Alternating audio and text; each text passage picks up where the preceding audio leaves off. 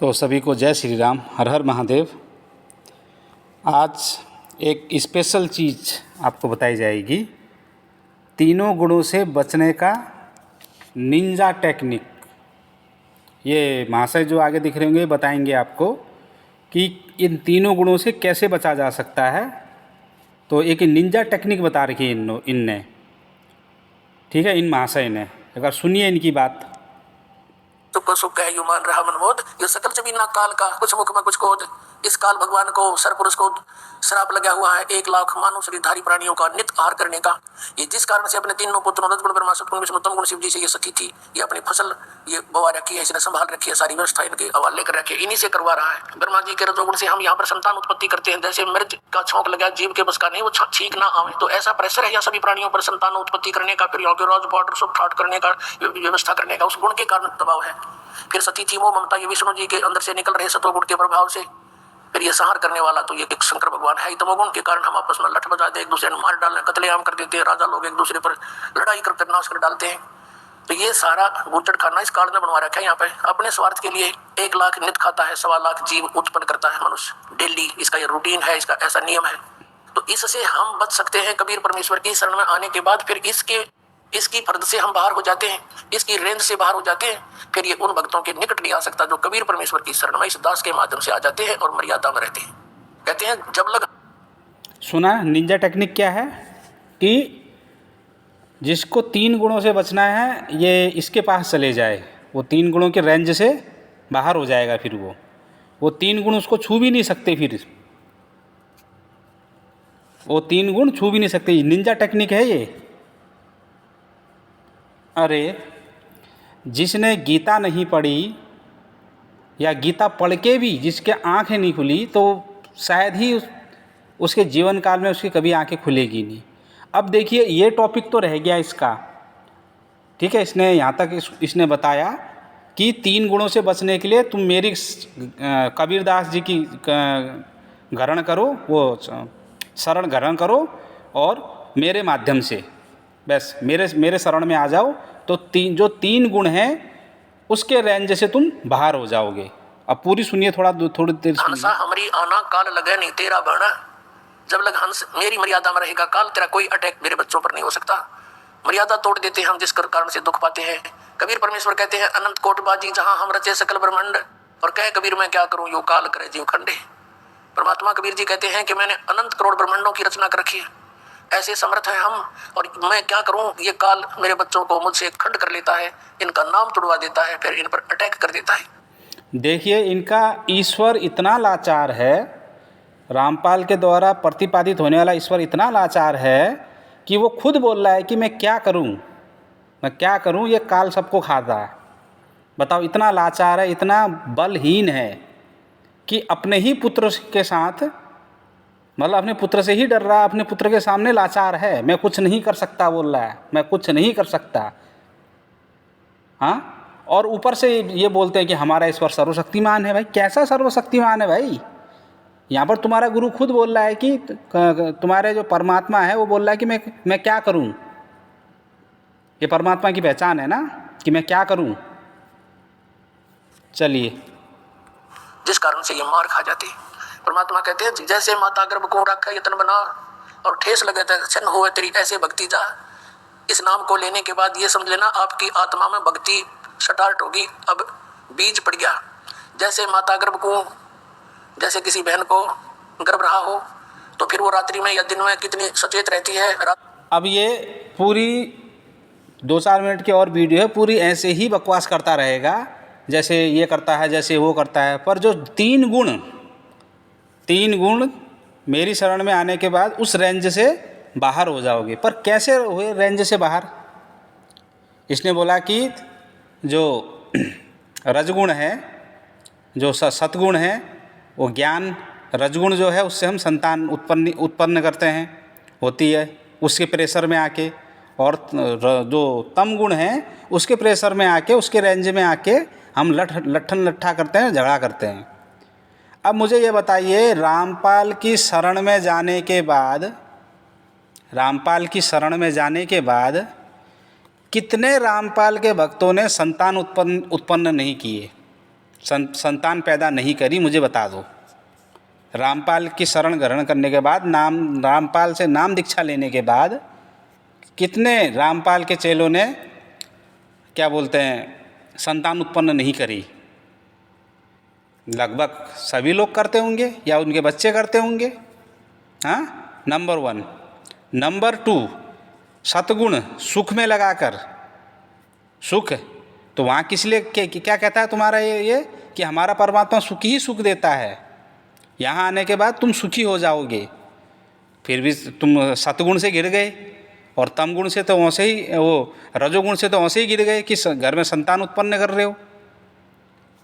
हाँ, और रही तम गुण तो मन में ये काम क्रोध लोभ तो ये रहता ही है। कभी तो क्रोध आता होगा ना, ये थोड़ी ना कि क्रोध नहीं आता है। हाँ, क्रोध तो आता होगा। तो तीन गुण कहाँ त्यागे तुमने? कहाँ रेंज से बाहर हुए इसके शरण में जाने के बाद ही बताइए।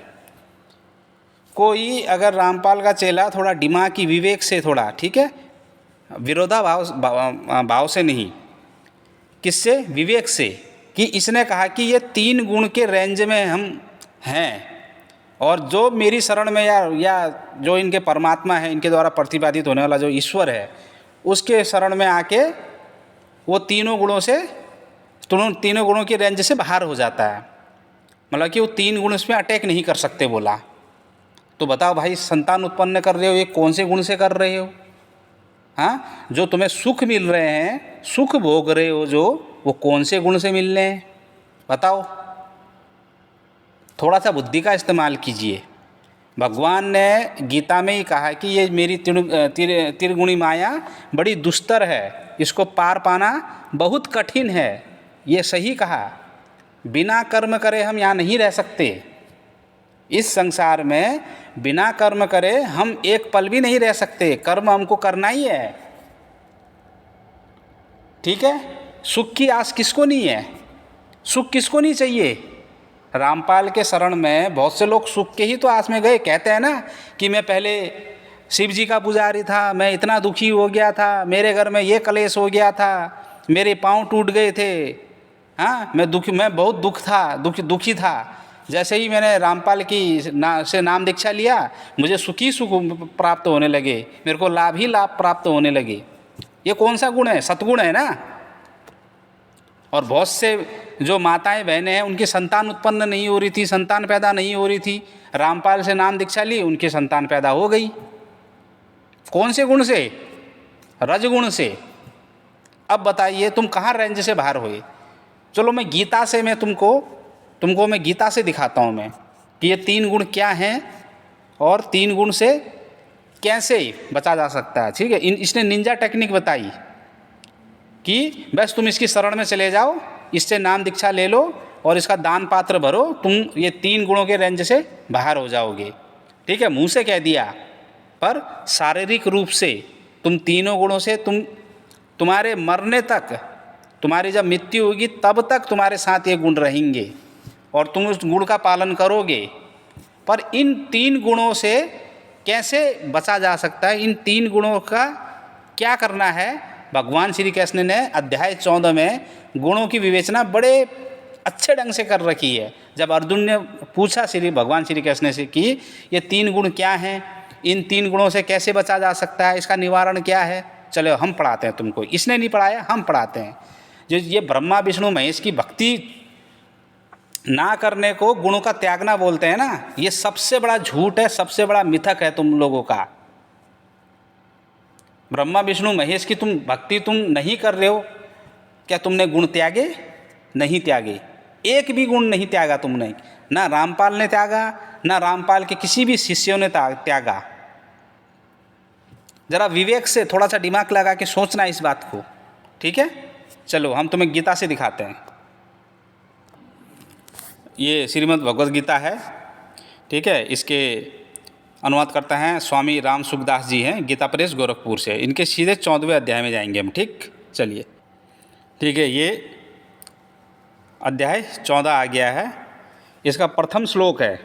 मैं ये पूरा अध्याय पढ़ाऊँगा, थोड़ा बड़ा हो जाएगा वीडियो, कोई बात नहीं, ठीक है। यहाँ पर भगवान बोल रहे हैं कि संपूर्ण ज्ञानों में उत्तम और श्रेष्ठ ज्ञान को मैं फिर कहूँगा, जिसको जानकर सबके सब मुनि लोग इस संसार से मुक्त होकर परम सिद्धि को प्राप्त हो गए हैं।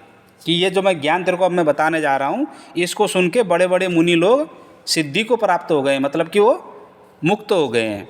दूसरे में बोला, इस ज्ञान का आश्रय लेकर जो मनुष्य मेरी सधर्मात्ता को प्राप्त हो गए हैं, सधर्मात्ता को प्राप्त हो गए हैं, वे महासर्ग में भी पैदा नहीं होते और महाप्रलय में भी व्यथित नहीं होते। महासर्ग का अर्थ है जिस समय सृष्टि का रचना होती है। तीसरे में बोला कि हे भरतवंशोद्भव अर्जुन, मेरी मूल प्रकृति तो उत्पत्ति स्थान है। मेरी मूल प्रकृति, ये जो मूल प्रकृति है जो ये दिख रही है, जो ये उत्पत्ति स्थान है, मैं उसमें जीव रूप गर्भ का स्थापना करता हूँ और उसमें संपूर्ण प्राणियों की उत्पत्ति होती है। ठीक है। चौथा, हे कुंती नंदन, संपूर्ण योनि में जितने शरीर पैदा होते हैं उन सब की मूल प्रकृति तो माता है। शरीर, अब हो रही यहाँ पर शरीर। देखो यहाँ पर दो चीज़ है। देखो यहाँ पर प्रकृति किसकी, कौन कौन सी? महत ब्रह्म। ये देखो यहाँ पर प्रकृति नहीं लिखा है संस्कृत में, महत ब्रह्म को मूल प्रकृति कहते हैं। ठीक है। वो जो मूल प्रकृति है जिसमें जीव रूप होता है, जीव रूप आत्मा। ठीक है। महत ब्रह्म मूल प्रकृति। अब प्रकृति जो दूसरी प्रकृति है, प्रकृति दो है ना, परा और अपरा, ये है दूसरी प्रकृति। हे कुंती नंदन, संपूर्ण योनियों में प्राणियों के जितने शरीर पैदा होते हैं उन सब की मूल प्रकृति तो माता है। मैं बीज स्थापन करने वाला पिता हूँ। ये महत ब्रह्म मूल प्रकृति। अब दूसरी प्रकृति के बारे में बताया जाएगा। ठीक है। हे महाबाहो, प्रकृति से उत्पन्न होने वाले सत्व, रज और तम, ये तीनों गुण अविनाशी देव जीवात्मा को देह में बांधती है। अब देखिए, अब यहाँ पर तीन गुण कौन सी प्रकृति से? ये प्रकृति से, ये प्रकृति से उत्पन्न होने वाले सत्व गुण, ये प्रकृति संभवा। वहाँ क्या लिखा है? महत ब्रह्म। वहाँ लिखा है महत ब्रह्म, यहाँ है प्रकृति। दोनों में फर्क है। ये दूसरी प्रकृति है। जो ये प्रकृति है जो हमारे जो आसपास जो दिखाई देता है, तीनों गुण कहाँ से उत्पन्न हो रहे हैं? यहीं से उत्पन्न हो रहे हैं, यहीं से। एग्जाम्पल फॉर, जैसे तुमने कोई गाड़ी देखी, कार देखी, ठीक है, तुम्हारे मन में विकार आया, लालच आया। जैसे तुम्हें सतलोक में उसकी तपस्या देख के लालच आया था, वैसे ही कोई तुमने अच्छी सी कार देखी, उसको देख के तुम्हें क्या आया? मन में विकार आया, लालच आया। आपने सोचा मन में कि काश ये कार मेरी होती, तो लालच आया मन में। कौन सा गुण? रजगुण आया। तो क्या ये जो रजगुण तुम्हारे मन में आया, तुम्हारे अंदर विकार आया, ये क्या तुम्हें ये ब्रह्मा जी की तस्वीर देख के या ब्रह्मा जी ने तुम्हारे अंदर डाला? ना, ये तुम्हारे अंदर आया प्रकृति में जो विद्यमान जो गुण हैं उसको देख के आया। ठीक है। तो अब समझ में आ गया होगा कि यहाँ ब्रह्मा विष्णु महेश की बात नहीं हो रही है, यहाँ पर हो रही है गुणों की बात, जो प्रकृति से उत्पन्न है, ये प्रकृति, ना कि वो प्रकृति। अब छठा देखिए, हे पाप रहित अर्जुन, उन गुणों में सत्वगुण निर्मल स्वच्छ होने के कारण प्रकाशक निर्विकार है, सुख की आसक्ति और ज्ञान की आसक्ति से बांधता है। किसकी? सत्वगुण किसकी बांधता है? सुख की आसक्ति से और ज्ञान की आसक्ति से बांधता है शरीर को, देह में। वो जीवात्मा को शरीर देह में किससे? सुख की और ज्ञान की आसक्ति से बांधता है। अब रामपाल के चेले किस लिए गए रामपाल की शरण में? पहले मुझे बहुत दुख थे, जब मैंने यहाँ से दीक्षा ग्रहण करी तो मुझे सुखी सुख प्राप्त हुए। तो कहाँ रेंज से दूर हुए तुम? रेंज से दूर नहीं हुए ना। आगे पढ़ो। एक हो गया, रामपाल के चेले अभी भी सतगुण से प्रभावित हैं। और हे कुंती नंदन, तृष्णा और आसक्ति से पैदा करने वाले रजोगुण तुम राग स्वरूप समझो। वह कर्मों की आसक्ति से देही मतलब जीवात्मा को बांधता है। अब तृष्णा और आसक्ति से पैदा करने वाले रजोगुण मतलब कि जो तुम संतान उत्पन्न करते हो, क्या है वो? रजगुण। तो रामपाल ने तो कह दिया, निंजा टेक्निक बता दी कि मेरे शरण में आ जाओ, ये तीन गुणों की रेंज से तुम दूर हो जाओगे। पर कहाँ हुए रेंज से गुण तुम दूर? जो पहले कर रहे थे वही तो अब कर रहे हो। पहले तुम्हें सुख की तलाश थी, सुख सतगुण है, वहाँ तुम्हें गुण ही प्राप्त हो रहे हैं। उसके बाद तुम संतान उत्पन्न कर रहे हो, तुम संतान की प्राप्ति के लिए भी जा रहे हो रामपाल की शरण में। बहुत से सारी वीडियो हैं, देखी है मैंने, जो हाथ जोड़ जोड़ के इंटरव्यू देते हैं। ठीक है, 8वां देखिए। हे भरतवंशी अर्जुन, संपूर्ण देवधारियों को मोहित करने वाला तमोगुण तुम अज्ञानता से उत्पन्न होने वाला समझो। वह प्रमाद, आलस्य और निद्रा के द्वारा देह के साथ अपना संबंध मानने वालों को बांधता है। मतलब कि उससे क्या होता है? तमोगुण से क्या चीज़ होती है? प्रमाद, जैसे लड़ाई झगड़ा, आलस्य और निद्रा के द्वारा। निद्रा आती है ना तुमको, या नहीं सोते हो? सोते होगे ना। आलस्य भी तो आता होगा ना कभी। रामपाल के चेलो पढ़ो, आलस्य भी आता है ना। सिर्फ लड़ाई झगड़ा ही नहीं, ठीक है, लड़ाई झगड़ा तो है, प्रमाद है, आलस्य है और निद्रा के द्वारा। ये संस्कृत भी पढ़ लो। उसको देह में बांधता है। तो समझ में आया होगा कि रामपाल के चेले तो आश्रम में भी जाके सोते होंगे, आलस वहाँ भी आता होगा। ठीक, चलिए 8 हो गया। 9वां, हे अर्जुन, सत्वगुण सुख में और रजोगुण कर्म में लगाकर मनुष्य में विजय करता है। मतलब कि जो सत्गुण है वो सुख में लगाकर और रजोगुण कर्म में लगा के, कर्म कौन से? जैसे संतान उत्पन्न करना और भी जो कर्म है उसमें विजय प्राप्त करता है। विजय प्राप्त करने का अर्थ है कि आत्मा को शरीर में बांधता है। परंतु तमोगुण ज्ञान को ढककर एवं प्रमाद में लगाकर मनुष्य पर विजय करता है। मतलब जो तमोगुण है वो ज्ञान को ढक देता है और लड़ाई झगड़े में लगा के, आलस में, निद्रा में लगा के उसको बांधता है। ठीक है। 10, हे अर्जुन, रजोगुण और तमोगुण को दबाकर सत्वगुण बढ़ता है। अगर रजोगुण और तमोगुण कम होता है तो सत्वगुण बढ़ जाता है। मतलब कि सुख और ज्ञान ये बढ़ जाता है। सत्वगुण और तमोगुण को दबाकर रजोगुण बढ़ता है, वैसे ही सत्वगुण और रजोगुण को दबाकर तमोगुण बढ़ता है। मतलब कि कहने का अर्थ यहाँ पर ये है कि एक गुण की प्रधानता रहती है सबसे ज़्यादा। या तो तमोगुण प्रधान होगा, या तो सतोगुण प्रधान होगा, या तो रजोगुण प्रधान होगा। तीनों बराबर नहीं होंगे। मतलब कि एक गुण इसमें अधिक होगी उस व्यक्ति पे। देखा होगा ना, किसी को क्रोध ज़्यादा आता है, या किसी को ज्ञान ज़्यादा है, किसी को सुख की लालसा ज़्यादा है। इस प्रकार से एक गुण की प्रधानता रहती है। 11वां, जब इस मनुष्य शरीर में सभी द्वारों मतलब कि इंद्रियों और अंतःकरण में प्रकाश और विवेक प्रकट हो जाता है, तब यह जानना चाहिए कि सत्वगुण बढ़ा हुआ। जब विवेकी इंसान को ये लगे कि मेरे उसमें प्रकाश और विवेक ज़्यादा, विवेक और ज्ञान ये प्रकट हो गया है, तो ये सोचना चाहिए कि क्या है, ये सत्वगुण बड़ा है। अब 12वां, हे भरतवंश में अर्जुन, श्रेष्ठ अर्जुन, रजोगुण के बढ़ने पर लोभ, प्रवृत्ति, कर्मों का आरंभ, अशांति और स्पृहा ये वृत्तियाँ पैदा होती है। अब कर्मों का आरंभ का अर्थ है विवाह करना। रमेणी से करते हो ना, ये कर्म तो हैं। क्या है ये? कुछ और चीज़ है क्या? ये रजोगुण से क्या होता है? कर्म में लगाकर, जैसे संतान उत्पन्न करना, विवाह करना और भी जो कर्म है, ये क्या है? ये हमें देह में बांधता है, हमारे आत्मा को। 13वां, हे कुंती नंदन, तमोगुण के बढ़ने पर अप्रकाश, अप्रवृत्ति तथा प्रमाद और मोह ये वृत्तियाँ भी पैदा होती है। क्या चीज़ होती है?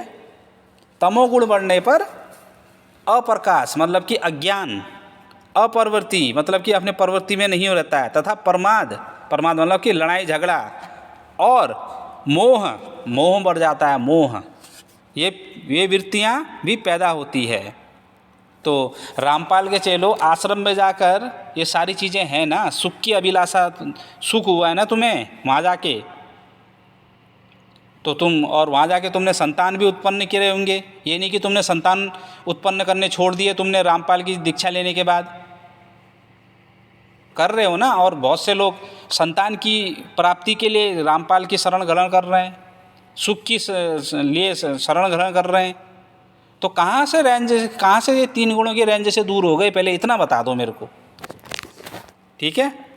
अब गीता में ही बताया है कि इन 3 गुणों का क्या करना है, 3 गुणों से कैसे बचा जा सकता है, भगवान ने ही बताया है। ये 14वां, जिस समय सत्वगुण बड़ा हो उस समय यदि देहधारी मनुष्य मर जाता है तो वह उत्तम वेत्ताओं के निर्मल लोकों में जाता है। मतलब कि जब सत्वगुण बड़ा हो, जैसे सुखी सुख, ज्ञान, ये चीज़ें बड़ी हो, अगर वो मर जाता है तो उत्तम वेत्ताओं के लोक में जाता है, मतलब कि देवताओं के लोक में जाता है वो। रजोगुण बढ़ने पर मरने वाला प्राणी कर्मसंगी मनुष्य योनि में जन्म लेता है। रजोगुण मतलब कि जो तुम संतान उत्पन्न कर रहे हो, जो तुम ये नए नए कर्म कर रहे हो, अगर ये करते हुए जब तुम्हारी मृत्यु हो जाती है, तुमने संतान उत्पन्न करा और अपने कर्म भी करे और एक निश्चित समय के बाद आपकी मृत्यु हो गई, तो आप कहाँ, मनुष्य योनि में दोबारे जन्म लेंगे। तथा तमोगुण बढ़ने पर मरने वाला मूढ़ योनियों में जन्म लेता है। जो तमोगुण से ज़्यादा होता है तो वो मूढ़ योनि का अर्थ यह है कि जो अन्य योनियाँ हैं, जैसे पशु योनि, वृक्ष योनि, अभयचर योनि, जितने भी ये योनियाँ उसमें जन्म लेता है, ठीक है। 15वां हो गया। हाँ, अब यहाँ पर बोला कि भगवान ने बोला कि शुभ कर्म का तो सात्विक निर्मल फल है, 16वां फल कहा गया है। राजस कर्म का फल दुख कहा गया है और तामस कर्म का फल अज्ञान, मूढ़ता कहा गया है। 17वां, सत्वगुण से ज्ञान और रजोगुण से लोभ ही उत्पन्न होते हैं। सत्वगुण से ज्ञान और रजोगुण से लोभ उत्पन्न होते हैं। तमोगुण से प्रमाद, मोह एवं अज्ञान ही उत्पन्न होता है। मोह तो तुम्हें होगा ना अपने संतानों से, या मोह नहीं है, होगा ना। हाँ, सत्वगुण में स्थित मनुष्य ऊर्ध्व लोकों में जाते हैं, रजोगुण में स्थित मनुष्य मृत्यु लोक में जन्म लेते हैं। रजोगुण से जो संतान उत्पन्न करते हैं, जो कर्म में हैं, वो क्या करते हैं, मृत्यु लोक में जन्म लेते हैं। और निंदनीय तमोगुण, जो निंदा करता है, निंदा कौन करता है, तुम्हारे गुरु, निंदा तो मैं भी कर रहा हूँ, ठीक है, पर मेरे पास टेक्निक है, गीता मेरे पास है, ठीक है। उसने गीता नहीं पढ़ी, तुम्हारे गुरु ने वो बताया नहीं कि ये तीनों गुणों से कैसे बचा जा सकता है। आज ये गीता से आपको पता चलेगा। उसने निंजा टेक्निक बताई कि मेरी शरण ग्रहण करो, ये 3 गुणों से तुम पार पा जाओगे, मतलब 3 गुण तुम्हें टच भी नहीं कर सकते, बोला उसने। कितना झूठ बोलेंगे। अब 19वां, जब विवेकी विचार कुशल मनुष्य तीनों गुणों के सिवाय अन्य किसी को करता नहीं देखता और अपने को गुणों से पर अनुभव करता हुआ मेरे सत्य स्वरूप को प्राप्त होता है, सत्व स्वरूप को प्राप्त होता है। अब यहाँ पर भगवान ने इन 3 गुणों का क्या करना है, इन 3 गुणों से कैसे बचा जा सकता है, उसके बारे में बताया कि जब विवेकी विचार कुशल मनुष्य, मतलब कि जो ज्ञानी मनुष्य होता है, वो 3 गुणों के सिवाय अन्य किसी को करता नहीं देखता। मतलब कि वो जो मनुष्य है वो देखता है कि ये 3 गुण प्रकृति में है, ये गुण ही कर रहे हैं ये कार्य, मैं अकर्ता हूँ, इसमें मैं कर्ता नहीं हूँ, मैं अकर्ता हूँ, ये गुण के परिवेश होकर ये चीज़ मैं कर रहा हूँ, बाकी मेरा इसमें कुछ भी प्रयोजन नहीं है। वो इस प्रकार से जो ज्ञानी मनुष्य इस चीज़ को समझता है, जानता है, इसको मानता है, उसके लिए कह रहे हैं ये कि जब विवेकी विचार मनुष्य तीनों गुणों के सिवाय अन्य किसी को करता नहीं देखता और अपने को गुणों से पर अनुभव करता, मतलब कि मैं गुण से परे हूँ। ये आत्मा के बारे में हो रही है कि मैं गुण से परे हूँ, क्योंकि कर्म कौन करता है? हमारा शरीर। तब वह मेरे सत्य स्वरूप को प्राप्त हो जाता है। सत्य स्वरूप का अर्थ है कि अब भगवान में ही लीन होना। अभी आगे देखो 20वां, देहधारी विवेकी मनुष्य देह को उत्पन्न करने वाले इन तीनों गुणों का अतिक्रमण करके जन्म, मृत्यु और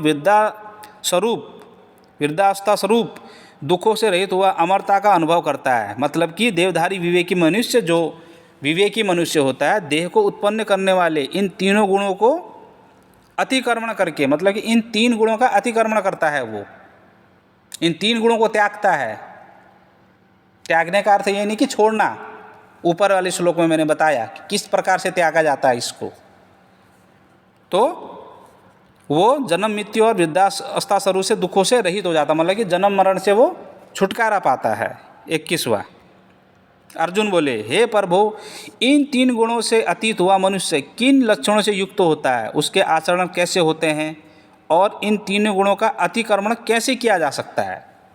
ये पूछा। कितने सवाल पूछे हैं कि पहला सवाल पूछा कि 3 गुणों से अतीत हुआ मनुष्य किन लक्षणों से युक्त होता है, मतलब कि जो 3 गुणों से जिसने त्याग दिए हैं वो उसके लक्षण क्या हैं। और दूसरा पूछा उसके आचरण, मतलब कि उसका बिहेव कैसा होता है। तीसरा पूछा इन 3 गुणों का अतिक्रमण कैसे कर सकते हैं, मतलब कि इन 3 गुणों का त्याग कैसे कर सकते हैं। ये 3 सवाल पूछे अर्जुन ने भगवान से। तो भगवान ने जवाब दिया 22वें श्लोक में, हे पांडव, प्रकाश और प्रवृत्ति तथा मोह ये सभी अच्छी तरह से प्रवृत्त हो जाएं तो भी गुणातीत मनुष्य इनमें द्वेष नहीं करता, और ये सभी निवृत्त हो जाए तो ही इच्छा नहीं करता। मतलब पहले सवाल का जवाब था कि इन 3 अतीत हुआ मनुष्य किन लक्षणों से युक्त होता है। वो जो प्रकाश और प्रवृत्ति है तथा मोह है ये अच्छी तरह से प्रवृत्त हो जाए, मतलब कि अगर उसमें ये चीज़ें आ भी जाए तो गुणातीत मनुष्य इसमें द्वेष नहीं करता, मतलब कि इसमें कोई राग या द्वेष नहीं करता है वो, और ये सभी निवृत्त हो जाए तो इनकी इच्छा नहीं करता। और ये नहीं भी रहें, अगर जो ये जो प्रकाश और प्रवृत्ति तथा मोह है, अगर ये ना भी रहें तो भी उसकी इच्छा नहीं करता, वो कोई फर्क नहीं पड़ता उसको। पर रामपाल के चेले तो फर्क पड़ रहा है ना, मेरी संतान नहीं है, मुझे सुख नहीं है ना, फर्क है ना, फर्क पड़ रहा है ना।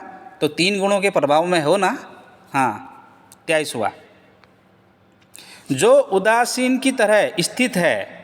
दूसरे सवाल का जवाब, जो उदासीन की तरह स्थित है, गुणों के द्वारा विचलित नहीं किया जा सकता तथा गुण ही गुणों में बरत रहे हैं, इस भाव से जो अपने स्वरूप में ही स्थित रहता है और स्वयं कोई भी चेष्टा नहीं करता। क्या बोला?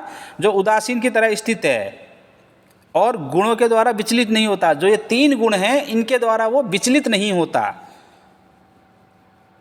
तथा गुण ही गुणों में बरत रहे हैं। इसका अर्थ है कि ये सिर्फ गुण करवा रहे हैं। ये कर्म क्या करवा रहे हैं? ये मुझे गुण, जो इस भाव से जो अपने स्वरूप में ही, अपने स्वरूप का अर्थ है जो आत्म स्वरूप है तुम्हारा, उस स्वरूप की बात हो रही है यहाँ पर, कि जो मेरा आत्म स्वरूप है वो उसी में स्थित रहता है।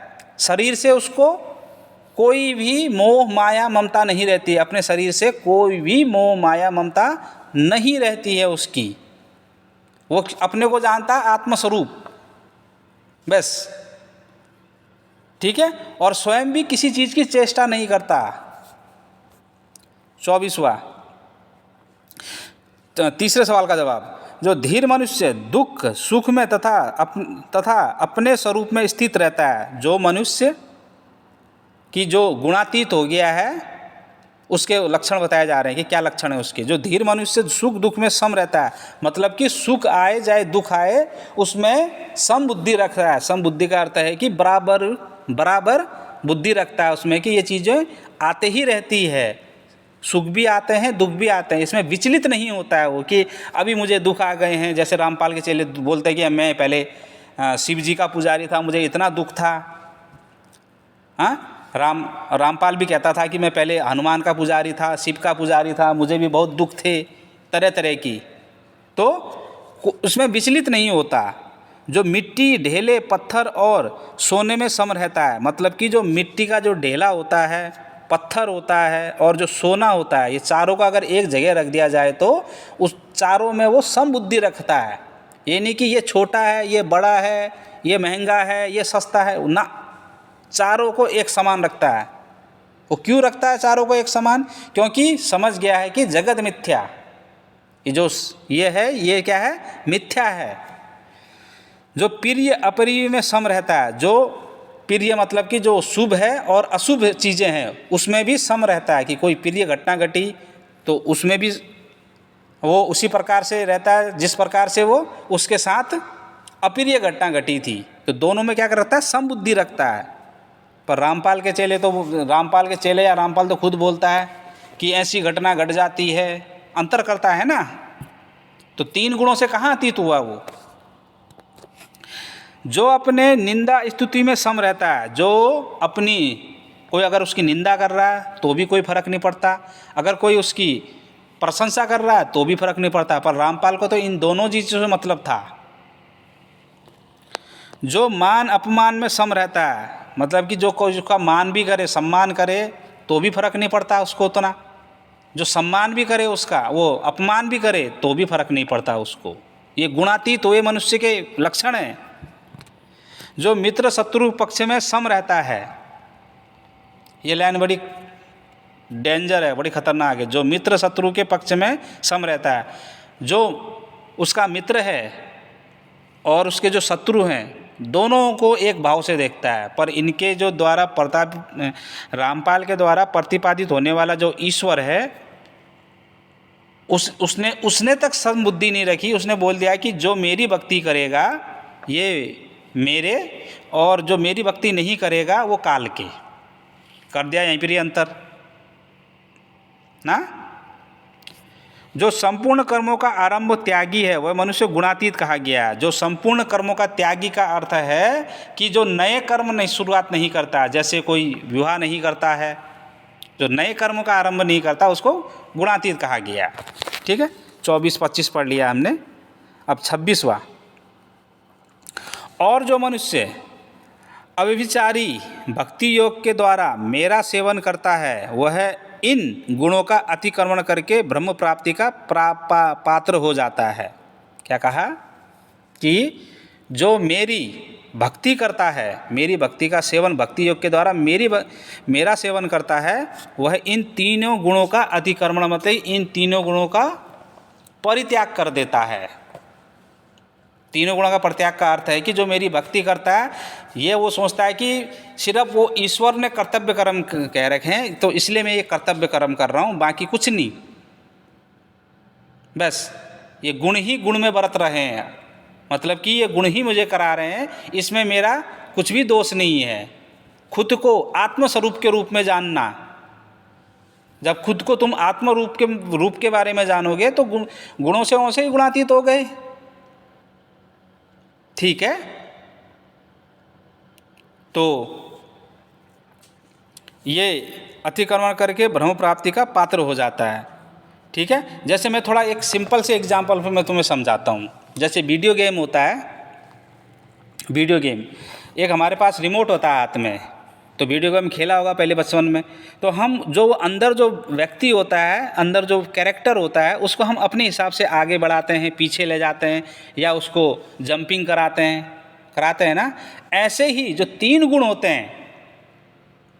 होते हैं ऐसे ही हमारा क्या करते हैं, ये एक तरफ से हमारे ऊपर ये हम गुणों से प्रभावित होकर ये चीज़ हम करते हैं। पर वास्तविक हमको पता है कि मेरा जो रूप है, जो मेरा वास्तविक रूप है वो आत्मस्वरूप है, ना कि जो ये मेरा शरीर है, ना कि वो। ऐसे ही जो वीडियो गेम को जिसको हम ऊपर नीचे कर रहे थे, पीछे आगे कर रहे थे, ठीक है, पर उसको मालूम कैरेक्टर को ये मालूम है कि मैं क्या हूँ। क्यों? मेरे को कोई बाहर वाला करा रहा है, जस्ट मैं समझाने के लिए कह रहा हूँ। मेरे को कोई बाहर वाला कोई मेरे से इस प्रकार से करवा रहा है तो ये मैं स्वतः कर रहा हूँ, ना कि मैं कर रहा हूँ, ये तो स्वतः हो जा रहा है। ये है इसका अर्थ। ठीक है, 27वां। अब बोला कि देखो, क्योंकि ब्रह्म का और अविनाशी अमृत का तथा शाश्वत धर्म का और एकांतिक सुख का अर्थ है कि जो कभी ख़त्म ना होने वाला आश्रय मैं ही हूँ, शाश्वत धर्म का आश्रय भी मैं ही हूँ, अविनाशी अमृत का भी मैं ही हूँ। अब बताइए, यहाँ पर साफ साफ भगवान कह रहे हैं कि मैं ही ब्रह्म और अविनाशी अमृत का तथा शाश्वत धर्म का और एकांतरिक सुख का आश्रय मैं ही हूँ। इतना क्लियर कर लिख रखा है, इतना क्लियर गीता में। अब गीता पढ़ के इनकी बुद्धि नहीं खुली है, हाँ, ये खत्म हुआ पाठ। ठीक, चलिए उसकी शकल की तरफ चलते हैं। देखिए, अब रामपाल के चेलो थोड़ा सा विवेक से चलना, थोड़ा सा विवेक लगाना कि तुम सतगुण से ज्ञान, क्या बोलते हैं, ज्ञान सुख बढ़ता है, रजगुण से संतान उत्पन्न होता है और भी नए नए कर्म हैं, वो भी तुम करते ही हो। रजगुण से लोभ, वो तम गुण से लोभ, क्रोध, प्रमाद। हाँ, चलो तुम बोलोगे हम क्रोध नहीं करते हैं, ठीक है, कोई बात नहीं। हम झगड़ा नहीं करते हैं, चलो कोई बात नहीं। हाँ, आलस्य, निद्रा, और ये आलस्य, निद्रा और ये मोह, ये तीनों चीज़ तो है ना तुम्हारे पास। तीनों चीज़ तो, नींद भी लेते होगे ना। अभी तुमने खुद श्लोक में देखा कि इसके ये तमोगुण से क्या होता है, आलस भी आता होगा, मोह भी होगा अपने बच्चों के लिए या अपने माता पिता के लिए, होगा ना। अगर मोह नहीं था तो तुम रामपाल के शरण में क्यों गए कि मुझे पहले इतने दुख थे, मेरे बेटे को ये हुआ था, उसके एक टांग कट गई थी, बाद में नाम दीक्षा लेने के बाद वो टांग जुड़ गई, हमें अब सुखी सुख प्राप्त हो रहे हैं। ये क्या है? गुण ही तो है, गुण से ही तो प्रभावित हो। कहाँ गुण से तुम गुणातीत हुए हो अभी बताओ? ना तुम हो पाओगे, ना तुम हो पाओगे। जिसकी गीता पढ़ के बुद्धि नहीं खुली उसको कोई नहीं समझा सकता, कोई नहीं समझा सकता। बुद्धि में पत्थर पड़ गए हैं, क्योंकि हाँ, सामने वाले व्यक्ति जो ये व्यक्ति हैं, जो ये इसने बोला कि मेरी शरण में आ जाओ, ये 3 गुण तुमको टच भी नहीं कर सकते। बताओ, टच नहीं कर सकते तो तुम संतान उत्पन्न कैसे कर रहे हो? रजोगुण। हाँ, तुम्हें आलस्य, निद्रा और मोह क्यों हो रहा है? तमोगुण। हाँ, तुम्हें सुखी सुख मिल रहा है, तुम्हें सतगुण। तीनों गुण तो है ना। क्या अलग से कोई दूसरे हैं क्या ये वो? और रामपाल के चले इसमें ये भी कह सकते हैं अभी इसमें कि ना, वो उसकी शरण में जाने के बाद, हमारे परमात्मा शरण में जाने के बाद ये गुण हमको नहीं बांधते हैं। अरे भाई, जब गुण नहीं बांधते हैं तो बाहर भी तो तुम ये गुण कर ही रहे हो ना। ये चीज़ें कैसे नहीं बांधते हैं बताओ? गुण से तो लिप्त ही हो रहे हो ना। गीता में बता तो दिया कि इन गुण से कैसे बचा जा सकता है। भगवान श्री कृष्ण ने कहा ना, ये त्रिगुणात्मक जो माया है मेरी बड़ी दुस्तर है, इसको पार पाना बहुत कठिन है। ये इसीलिए पार पाना कठिन है कि हम बिना कर्म करे बिना नहीं रह सकते इस संसार में। समझो गीता को, बुद्धि खुले थोड़ी बहुत। मेरे को बता देना कि रामपाल के जितने भी चेले गए हैं सब सुख के लिए ही गए, वहाँ सब सुख प्राप्त करने। हम पहले दुखी थे, लाखों हजारों वीडियो हैं इनकी सोशल मीडिया पे कि मेरी एक आँख फूट गई थी, मुझे कैंसर हो गया था, कैंसर के बाद अब मैं ठीक हो गया हूँ। ठीक है, तो इस प्रकार से इनका जो ये झोला छाप जो ज्ञान है ना, यहीं पर धराशायी होता है। शास्त्रों को पढ़ो, अपने शास्त्रों को। हाँ, किसी की बातों पे मत आओ, मेरी बातों में भी मत आओ। गीता अध्याय 14 पढ़ लो, समझ में आएगा कि गुण क्या है। कोई ब्रह्मा विष्णु महेश गुण नहीं है। ब्रह्मा जी ये गुण प्रधान है, गुण प्रधान। जैसे जैसे आपकी कोई परचून की दुकान है तो आप दुकानदार कहलाओगे, ना कि तुम परचून की दुकान कहलाओगे। ऐसे ही ये इन गुणों के मालिक हैं, क्योंकि इन 3 गुण के बिना सृष्टि रचना हो ही नहीं सकती है। तो ये 3 गुण भी आवश्यक हैं, पर इसको पार पाने के लिए, इन 3 गुणों से पार पाने के लिए खुद को आत्म स्वरूप में ढाल के, खुद कि अपनी जो पहचान है, तुम्हारी जो पहचान है वो आत्म स्वरूप में है, आत्म रूप में है, ना कि शरीर रूप में। अगर उस रूप को हम जान गए और गुण ही गुण में बरत रहे हैं, मतलब कि ये सिर्फ गुण के कारण ही हो रहा है, ये प्रकृति के वश होकर गुण के कारण ही हो रहा है। जब हम इस प्रकार से भावना करते हैं, इस प्रकार से भाव आ जाता है हमारे अंदर, एक दृढ़ निश्चय भाव आ जाता है, उसके बाद हम इससे गुणातीत हो जाते हैं। लिखा तो गीता में, पढ़िए ना। हाँ, अब इनके शरण में जाने के बाद सब कुछ भी तो कर ही रहे हो ना, संतान उत्पन्न, सुख की कामना, मोह, सब चीज़ है। तो कैसे कह सकते हो कि इसके शरण में जाने के बाद गुणातीत हो गए सब? कोई नहीं हुआ, गारंटी के साथ कहता हूँ, कोई नहीं। खुद रामपाल भी नहीं हुआ। ये खाली मनगढ़ंत कहानी है, ठीक है। तो मेरे सनातनी भाइयों, ये थी इनकी पोल, ठीक है। इसको ज़्यादा से ज़्यादा शेयर करें, लोगों तक पहुँचाएं और गीता पढ़ने को कहें, ठीक है। तो सभी को जय श्री राम, हर हर महादेव।